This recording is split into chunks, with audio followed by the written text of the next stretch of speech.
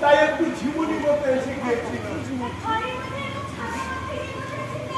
ও হ্যাঁ, তাই তো ছাতাটা। ও এইবার পুরোটা ক্লিয়ার হয়ে গেছে। এই আপনার এখানে আসার আগে একটা ক্ষুদ্র মতো বৃষ্টি হলো না, হলো তো? হ্যাঁ, ছাতাটা গেল ভিজে, তাই ভাবলুম ঘরের মধ্যে মেলে ধরে ছাতাটা শুকিয়ে নি। আর এই সময় ঘুমটা এসে গেল।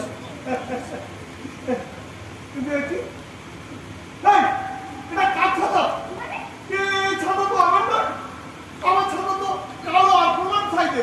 দেখুন না, কে আমার হাতে ছাতাটা গছিয়ে দিয়ে চলে গেল। আচ্ছা আচ্ছা, এটা কি আপনাদের বাড়ির কোনো বাচ্চা ছেলে ছাতা?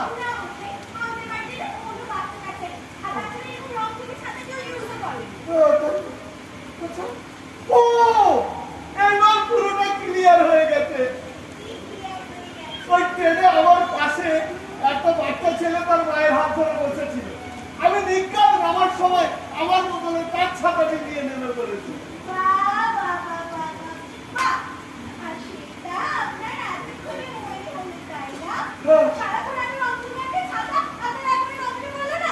তোর পড়লো কই?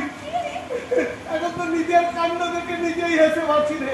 না যাকে যাকে সেসব কথা এখন ব্যানার্জি বাবুর সঙ্গে কাজটা বেশি ভালো ভালো নিতে গেলে আমি চলে যেতে পারি। আচ্ছা, আমি যে এখানে এসেছি মিস্টার ব্যানার্জি খবরটা পেলেন কিনা? দেখো নয়, দেখো নয়, তার মাথায় কালো কালো চুল।